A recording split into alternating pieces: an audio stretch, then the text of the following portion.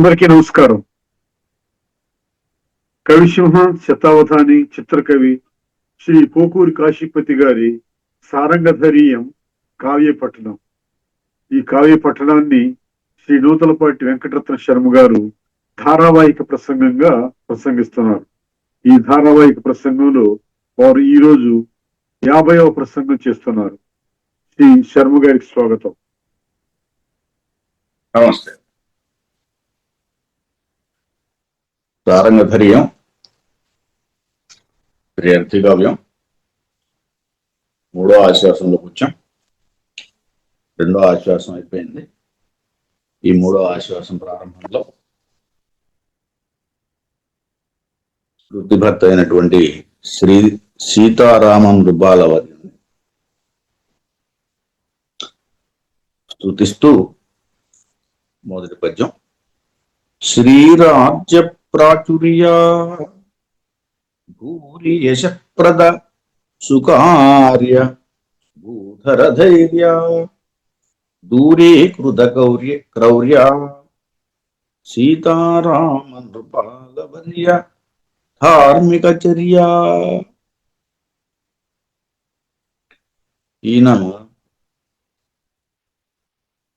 వృత్తిభర్తని స్తుతిస్తూ శ్రీ రాజ్య ప్రాచుర్యమైనటువంటి రాజ్యం, చాలా విస్తృతమైనటువంటి రాజ్యానికి ఆయన అధిపతి, ఏలుబడిలో ఉన్నటువంటిది చాలా ప్రాంతం అని ఈ రాజ్య ప్రాచుర్య అనే సంబోధన చేస్తున్నారు.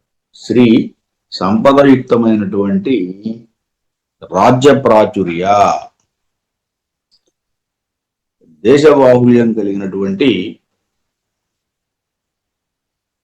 ఏలుబడిలో ఉన్నటువంటి ఓ రాజా, భూరి యశ ప్రద సుకార్య, భూరి చాలా అధికమైనటువంటి, ఎక్కువైనటువంటి, యశప్రద సుకార్య, యశప్రద అంటే కీర్తినివ్వటం, యశ అంటే కీర్తి, ప్రద అంటే ఇవ్వటం, దా అనేది దానికి ధాతు. యశప్రద అంటే కీర్తినిచ్చున్నది అది. సుకార్య సత్కార్యములు కలవాడా, మంచి కార్యములు కలవాడా. భూధర ధైర్య, భూధరము అంటే భూమిని ధరిస్తుంది అని, పర్వతం. భూధరము అంటే పర్వతం వంటి ధైర్యం కలిగినటువంటి వాడా. దూరీకృత క్రౌర్య, క్రౌర్యాన్ని దూరం చేసేది. దూరీకృత క్రౌర్య, దూరము చేయబడిన క్రౌర్యం గలవాడు అంటే క్రౌర్యాన్ని పోగొట్టినటువంటి వాడు, లేనివాడు, క్రౌర్యము లేనివాడు. సీతారామ నృపాల వర్య, ఆయన పేరు అది. సీతారామ నృపాలుడు, శ్రేష్ఠుడు, ఆయన నరశ్రేష్ఠుడు, నరనాయక శ్రేష్ఠుడు. పోని ధార్మిక చర్య, ఇలా చక్కని ధార్మికమైనటువంటి ప్రవర్తన కలిగినటువంటి వాడా అని సంబోధన. ఈ రకంగా తన కృతి భర్తని పొగిడి అనగా ఇదిగో ఈ తృతీయ ఆశ్వాసంలోకి వస్తున్నాడు. తృతీయ ఆశ్వాసంలో చెప్పింది ఏమిటంటే, మొదట అవతరింపుము నే తెలుపునట్టి త్రియర్థి కావ్యమందలి శైలజ కామినీశ చంద్ర సారంగధరుల సచ్చరితలందు యశగు నావలి కథల తీరెట్టులనినా. ఈ 3 కథలు ఏవైతే ఉన్నాయో, పార్వతీ పరమేశ్వరులు, అలాగే చంద్రుడు, అలాగే తారాచంద్రుడు, అలాగే సారంగధరుడు, చిత్రానికి సారంగధరుడు కథలో ఆవలి కథ తీరెట్టులని కథ ఏమిటి అంటే అని కథ ఏమిటో చెప్తాడు. అటుల చెలులతోడ ఆ దేవి తొలుతటి అరుగు చేరి సురుసురనుచు బడలి కూర్చున్న ఎడ చెలికత్తెల అడుగులొత్తుచుండు నట్టివేళ. ఇది ఇంతకుముందు మనం వీళ్ళ విహారాలు, వన విహారాలు, జల విహారాలు, క్రీడలు అన్నీ అయినాయి. అలాగే పరమేశ్వరుని ఒక చిత్రపటానికి అక్కడ తయారు చేసుకుని పెట్టుకున్న దానికి పూజలు చేశారు, స్తోత్రాలు చేశారు. అంతవరకు అది అయిపోయి అక్కడ పూర్తయిన తర్వాత ఉసురంచు ఒక అరుగు మీద కూర్చున్నారు అని చివరి పద్యంగా మనం అక్కడ ద్వితీయ ఆశ్వాసంలో చెప్పుకున్నాం. ఈ ఆశ్వాసం ఆరంభంలో మళ్ళీ ఆ అరుగు మీద కూర్చున్న తర్వాత ఏం జరిగిందో చెప్పుకుంటూ వస్తున్నాడు. ఈ ఆశ్వాసంలో కూడా దాదాపుగా ఎక్కడన్నా కొన్ని చోట్ల, ఒకటి రెండు చోట్ల 3 అర్థాలు వచ్చేటట్టు రాసిన, మిగతా అంతా కూడా ఒకే అర్థం వచ్చేటట్టుగా ఒకే రకమైనటువంటి సందర్భాన్ని కలిపి కావ్యం చెప్పుకుంటూ వెళ్ళారు. అందుచేత 3 కథలకి సమానంగా వెళ్తున్నట్టుగానే ఇక్కడ కూడా చాలా వరకు చెప్పారు. అక్కడక్కడ అవసరమైన చోట 3 విడివిడిగా చెప్పినట్టు అయింది 3 కథలు. ఇక్కడ కూడా మరి నాయక అని మనం చెప్పుకుంటున్నాం. 3 నాయకులకి సంబంధించింది ఒక నాయకునికి చెప్పినా కూడా, మనం పార్వతి అని చెప్పినా, లేకపోతే తారా అని చెప్పినా, లేకపోతే అవతల చిత్రాంగి అని చెప్పినా, ఏదైనా ఒక నాయకుడికి సంబంధించింది చెందినట్టుగానే కథ అంతా నడుస్తోంది. ఇక్కడ చూద్దాం. అటుల చెలులతోడనాదేవి తొలుతటి అరుగుజేరి ఉసురస్సుర నుచు బడలి కూరుచున్న ఎడ చెలికత్తెల అడుగులొత్తుచుండు నట్టి వేళ. అక్కడ ఇదంతా సేవ అయిన తర్వాత పరమేశ్వరుని యొక్క స్తుతి ఇవన్నీ అయినాయి, పూజలు అయినాయి, షోడశోపచార పూజలు అన్నీ చేశారు, అయిపోయినాయి. పోయి అరుగు మీద కూర్చున్నారని చెప్పి అనుకున్నాం కదా. ఆ కూర్చున్నప్పుడు ఉసురస్సురనుచు అలసిపోయి బడలి కూర్చున్న ఎడ చెలికత్తెలు అడుగులొత్తుచుండు నట్టి వేళ. అది చెలికత్తెలు అక్కడ చేరారు, పాదాలు ఒత్తుతున్నారు ఆ అలసర తీర్చడం కోసం. ఇది ఈ గదిలో ఈ ఆశాసంలో ఆరంభం. అటుల చెలులతోడనాదేవి తొలుతటి అరుగు చేరి ఉసురస్సురను బడలి కూరుచున్న ఎడ చెలికత్తెల అడుగులొత్తుచుండు నట్టి వేళ.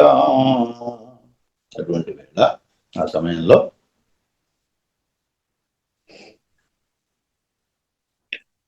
గంధవాహనుని చక్కని అరదంబుగా సుఖవతంశమును కోటకముగాగా మకరరాజమును నిర్మల కేతనంబుగా చల్లలి దేక్షుగాగా చంచరీకముల సమంచిత గుణముగా కమలాదులను సాయకములుగాగా అనువందు కుసుమాకరుని సహాయకునిగా గలరవ ప్రకృతులను బలముగాగా పూని విరహిణులగలంచు పూంగితోడ దర్పకుడు దర్పమెసగగా దాడి వెడలి ఆశుగములైదు తల్లడమందు నటుల ఆశుగములైదు ఒక మాట అతివకేశే.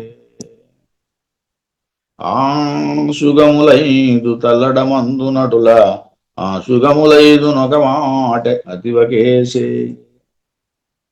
ఇక్కడ మన్మథుడు తన యొక్క దర్పంతో వచ్చి 5 బాణాలు పుష్పబాణాలని ఆ నాయిక యందు నాటాడు అని ఈ పద్యం భావం. అది గంధవాహనుని చక్కని అరదంబుగా. గంధవాహనులు అంటే వాయువు, గంధాన్ని మోసేది వాయువు. గంధవాహనుని చక్కని అరదంగా చేసుకున్నాడు, రథంగా చేసుకున్నాడు. రథము గంధవాహనుని రథంగా చేసుకున్నాడు. గంధవాహనుని చక్కని అరదంబుగా సుఖవతంసమును ఘోటకముగాగా సుఖవతంశము చిలుక దాన్ని అశ్వం ఘోటకం ఆ వాహనాన్ని నడిపేది అనమాట. సుఖవతంశమును ఘోటకముగా మకర రాజమును నిర్మల కేతనముగా. మకర రాజం ముసలి, ఇది నిర్మల కేతనం జెండా, టెక్కెము అంటాం కదా, అది ధ్వజం పోని. కేతనంబుగా సల్లలితేక్షు విల్లుగా. సల్లలిత ఇచ్చు, ఇచ్చు అంటే చెరకుగడ, చెరకుగడ విల్లు. సల్లలితేక్షు విల్లుగా, చెరుకుగడని విల్లుగా చేసుకున్నారు. చెంచరీకముల సమంచిత గుణముగా. చెంచరీకములు అంటే తుమ్మెలు, అవి నల్లగా ఉంటాయి, ధ్వని వస్తూ ఉంటుంది. అది గుణము, నారి, ఆ వింటి నారి కాగా. కమలాదులను సాయకములుగాగా. కమలములు పద్మములు ఈ పూల బాణాలు, సాయకములు అంటే బాణాలు, పూలను సాయకములుగా చేస్తారు. ఆయన పూల బాణాలు కలిగిన పుష్పబాణుడు కదా ఆయన, పుష్పబాణుడు. అందువల్ల ఈ పుష్పాలన్నింటినీ కూడా బాణాలుగా చేసుకున్నాడట. కమలాదులను సాయకములుగా అనుబంధు కుసుమాకరుని సహాయకునిగా. కుసుమాకరుడు వసంతుడు, ఆయన్ని సహాయకునిగా తీసుకున్నాడట. కలరవ ప్రభృదులం బలముగా. చక్కని కలరవాలు, కలరవ ప్రభృదులు, కోకిలలు, వాటి అరుపులు, కూతలు, కోకిల గానం, ఇలాంటివన్నీ కూడా బలము కాగా ఊని విరహణుల గలంచుకోడ. విరహణులను కలంచేటువంటి ఊనికతో దర్పకుడు దర్పమెసగగా దాడి వెడలి. దర్పకుడు అంటే మన్మధుడు. దాడి వెడలి ఆశుగములైదు తల్లడ మందులటుల. ఆశుగములైదు నా ఒక మాట అతివకేసే.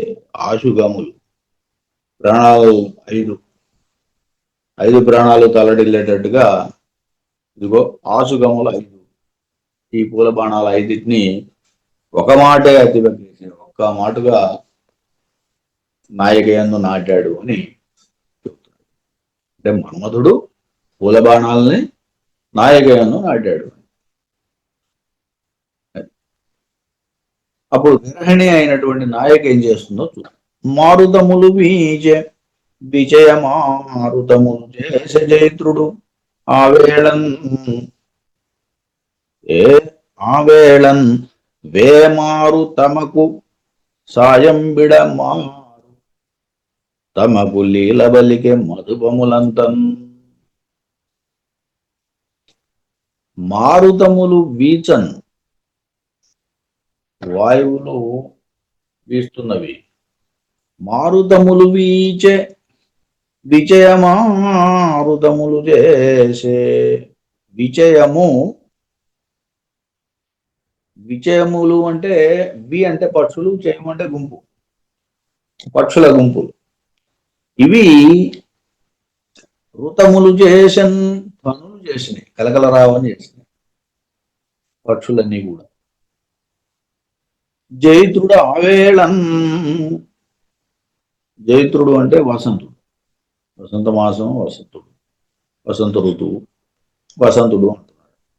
వసంతుడు ఆ వేళ, ఆ సమయంలో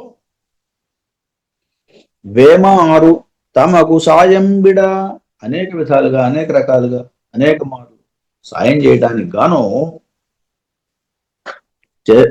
చేయటానికి సాయం బిడ మారు, సాయం చేయటానికి మారుగా తమకు లీలన్. తమకు లీల, తమకుట అంటే భయపడుట అని అర్థం. తమకు అంటే తమకు అని కాదు ఇక్కడ. తమకు అంటే భయపడటం. తమకు లీలను భయపడినట్లుగా ఇదిగో ఇలా పలికాడు అంటున్నాడు. పలికెన్ మధుపములు అంతన్ లీలన్ పలికన్. మధుపములు అంటే తుమ్మెదలు ఇదిగో ఇలా పలికినాయట. మధుపములు పలికినాయి. ఆ సమయానికి ఏమైంది? చల్లని గాలి వీచింది, మారుతము, పక్షులన్నీ కిలకలా రావాలి చేసినాయి. ఆ సమయంలో మన్మధుడు జైత్రుడు వసంతుడు ఇదిగో వాళ్ళకి సహాయం చేయడానికి మారుగా ఏం చేస్తున్నాడు? భయపెడుతున్నాడు ఇంకొంచెం తుమ్మెదల రోదాలతోటి. తమకు లీలను భయపడున్నట్లు మధుపములు పలికెన్. తుమ్మెదలు పలికినాయి. ఏమని? చారుధిషణ యబ్జ సౌందర్య నయనకు వలయమిత్ర మహిమ. చారుధిషణయబ్జ సౌందర్య నయనకు వలయమిత్ర మహిమ వంత అరిద సద్గణేశ రాజ సారంగధర గురు దేవరావె నీవ కావె కావ. ఇది మూడర్థాల్లో చెప్పబడినటువంటి పద్యం. అంటే మూడు కథలకి, మూడు సందర్భాలకి సరిపోయేటట్టుగా చెప్పినటువంటి పద్యం.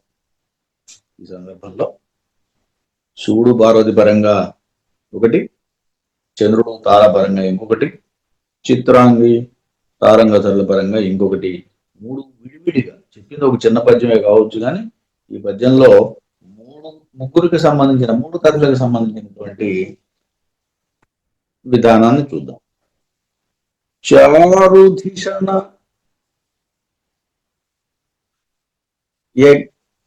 అబ్జ సౌందర్య నయన కువలయ మిత్రమ హిమవంత అరిద సద్గణేశ రాజ సారంగధర గురు దేవరావె నీవ కావె.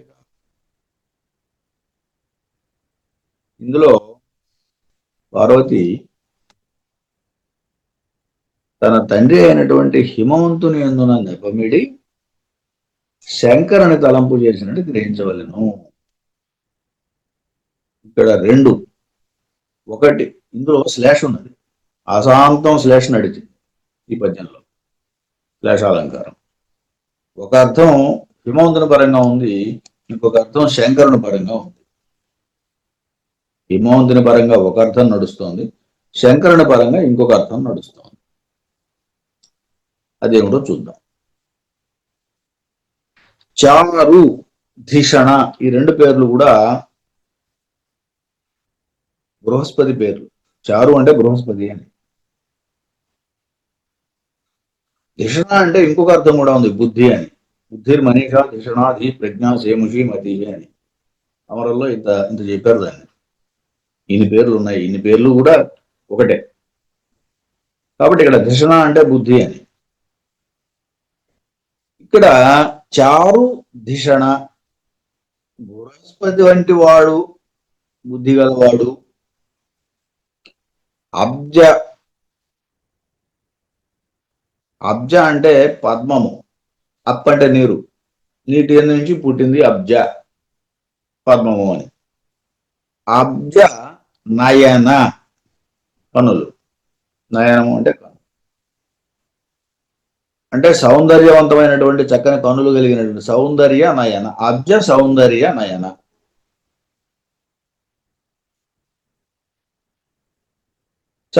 చక్కనైనటువంటి నేత్రాలు కలిగినటువంటి వాడు అని. అని ఇది హిమవంతుని పరంగా ఇలాంటి వర్ణన. చారు ధిషణ, బృహస్పతి వంటి బుద్ధి కలిగినటువంటి వాడు, అబ్జ సౌందర్య నయన, పద్మముల వంటి కన్నులు కలిగినటువంటి వాడు, సుందరమైన కన్నులు కలిగిన వాడు. ఇది తండ్రికి సంబంధించినంత వరకు. దానిలోనే శివుడికి సంబంధించిన అర్థం ఏముంది? చారు మనోహరమైనటువంటి, ధిషణ బుద్ధి కలిగిన వాడు, అబ్జ పద్మము వంటి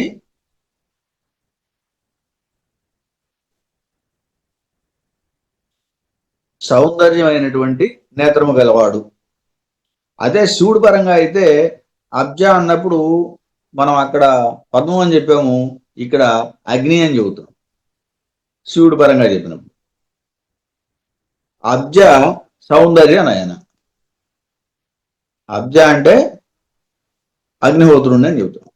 అంటే అగ్నినేత్రం కలిగినటువంటి వాడు కాబట్టి, అది కూడా నీటి నుండే పుట్టిందట అగ్ని కూడా. అందువల్ల అబ్జ అంటే అగ్ని అనే అర్థం కూడా ఉంది. కాబట్టి అగ్నినేత్రం కలిగినటువంటి వాడు అని చెప్పాలి శివుడు పరంగా. ఇందాక మనం హిమవంతుడి పరంగా చెప్పినప్పుడు సుందరమైనటువంటి నేత్రం కలిగిన వాడు అని చెప్పాం. శివుడు పరంగా చెప్పినప్పుడు అగ్ని కన్ను కలిగినటువంటి వాడు. కువలయ మిత్ర, ఇక్కడ కూడా కువలయ మిత్రుడు అంటే సమస్త భూమండలానికి మిత్రుడు అని చెప్పాలి. హిమవంతుని వరుస, హిమవంతుని పరంగా. కువలయము అంటే కు అంటే పద్మము, కు అంటే కువలయము అనే దాంట్లో రెండు రకాలైన అర్థాలు ఉన్నాయి. ఒకటి భూవలయానికి హీతుడు అని, రెండవది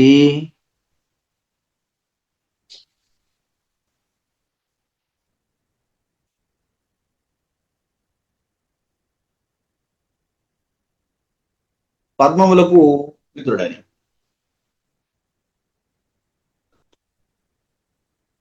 ఇలా రెండు రకాల అర్థాలు ఇక్కడ చెప్పాలి. భూవలయానికి అనేది ఒక చోట చెబుతున్నాము, ఇంకొక చోట భూవలయమునకు మిత్రమా అన్నాడు. హిమవంతుడు అని ఇక్కడ విడగొట్టడం దగ్గర చిన్న సమస్య ఉన్నది. ఎలా విడగొట్టాలంటే కువలయ మిత్రమా అని విడగొట్టాలి. అప్పుడు హిమవంత అని వస్తుంది. అలా కాకుండా కువలయ మిత్ర అంతవరకు విడగొడితే మహిమవంత అని వస్తుంది.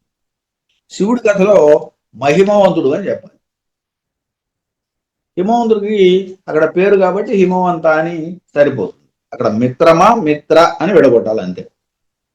అలా చెప్పినట్టయితే ఇద్దరికి అన్వయిస్తుంది. శ్లేష కదా, అందువల్ల ఇద్దరికి అన్వయించేటట్టుగా చెప్పాడు. హరిద సద్గణేశ అన్నాడు.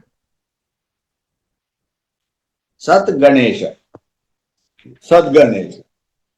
ఇక్కడ మంచి సద్గణములు, ఇక్కడ ఏమిటంటే సాధుజనులు మొదలైనటువంటి వాళ్ళంతా కూడా మంచి వాళ్ళు, సద్గణులు. సద్గణేశ హిమవంతుడికి సంబంధించి. అదే శివుడికి సంబంధించి సద్గణేశ అంటానికి సత్ గణేశ, గణములు ప్రమద గణాలు, వాళ్ళందరికీ కూడా ఈయన ప్రభువు కాబట్టి ప్రమద గణాలకు అధిపతి అని చెప్పటం. సద్గణేశ అనే పదాన్ని అలా విడగొట్ట. తర్వాత రాజ, హిమవంతుడు రాజు. రాజసారంగధర గురు, రాజసారంగధర గురు. ఇక్కడ ఇద్దరి పరంగా చెప్పేటప్పుడు రాజసారంగ, రాజులకు ఆయన శ్రేష్ఠుడు, లేకపోతే రాజులలో కుంజరం వంటి వాడు అని చెప్పడం రాజసారంగ అంటే. అదే శివుడి పరంగా అయితే ఈశాన్య దిక్కుకి అధిపతివి అనటం. ఆయన కూడా రాజే, ఈశాన్య దిక్కుకి రాజు అని. అలా ధర, పర్వతములకు సారంగ, ధర అన్నప్పుడు సారంగ వరకు చెప్పాం. అక్కడ ధర అనేది అక్కడ ఉంది. ఇంకా ధర గురు, ధర గురు. ఈ ధర గురు అనేది ఏంటంటే పర్వతములకు గొప్పవాడు హిమవంతుడు. ధర గురు, పర్వతాలకు గొప్పవాడు అయినటువంటి దేవా ప్రభువు. కింద మళ్ళీ దేవ ఉంది కదా, గురుదేవ. ధర గురు దేవ, పర్వతాలకి గురువు అయినటువంటి, అంటే రాజు అయినటువంటి ఓ దేవా అని పర్వతరాజు హిమవంతుడు. అదే శివుడు పరంగా వస్తే ఈ సారంగ దగ్గర నుంచి ఇటు చెప్పుకోవాలి. ఇందాక రాజా సారంగధర గురు దేవా అని. సారంగధరుడు జింకదాల్పరి శివుడు, గురు గొప్ప గొప్ప అయినటువంటి దేవా ఓ స్వామి శంకర అని. ఇట్లా దీన్ని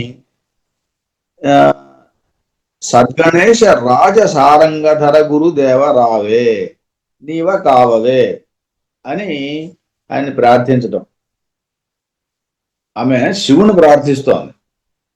కాకపోతే దానికి అంతర్లీనంగా హిమవంతుని యొక్క ప్రార్థన కూడా ఉంది అని అర్థమవుతోంది. హిమవంతుడు ఎందుకు? తండ్రి.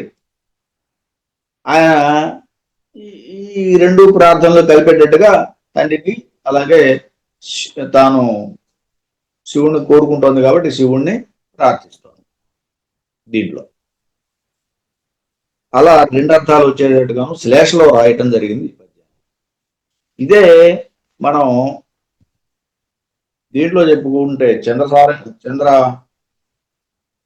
తారల కథలో చెప్పుకుంటే ఇక్కడ కూడా చారు దిశన దీంట్లో కూడా రెండు రకాలుగా చెప్పుకున్నట్టు అయింది. ఒకటి బృహస్పతి పరంగా చెప్పినట్టు అయింది, రెండోది చంద్రుడి పరంగా చెప్పినట్టు అయింది. ఇక్కడ కూడా శ్లేష అదే పద్ధతిలో నడుస్తోంది. శ్లేష నడుస్తోంది. ఒక అర్థం చంద్రుడి పరంగా వెళ్తోంది, ఇంకొక అర్థం బృహస్పతి పరంగా వెళ్తోంది. అలాగే ఈ తర్వాత దాంట్లో కూడా సారంగధరుడు పరంగా ఒకటి, అలాగే రాజరాజ నరేంద్రుడి పరంగా ఒకటి, రెండు అర్థాలు వచ్చేటట్టుగాను ఇందులో ఉంది. అంటే మొత్తం పద్యం ఒకే పద్యంలో శ్లేషతోటే నడిచింది. మొదటి దాంట్లో హిమవంతుడు శంకరుడు పరంగా నడిచింది, రెండు అర్థాలు వచ్చినాయి. రెండో దాంట్లో చంద్రుడు అలాగే బృహస్పతి పరంగాను నడిచింది. ఆ రెండు ఒక శ్లేషలో వెళ్ళినాయి, రెండు ఒకే పద్యంలో రెండు అర్థాలు కూడా అట్లా. అలాగే అదే పద్యంలో ఇక్కడ సారంగధరుడు రాజరాజ నరేంద్రుడు ఇద్దరి పరంగా కూడా కథ నడిచింది. మరి దీన్ని మళ్ళీ రేపు చూద్దాం. స్వస్తి. శ్రీ పోకూరి కాశీపతి గారి సారంగధరీయం కావ్యపట్టణం గావించిన శ్రీ నూతలపాటి వెంకటరత్న శర్మ గారికి ధన్యవాదాలు.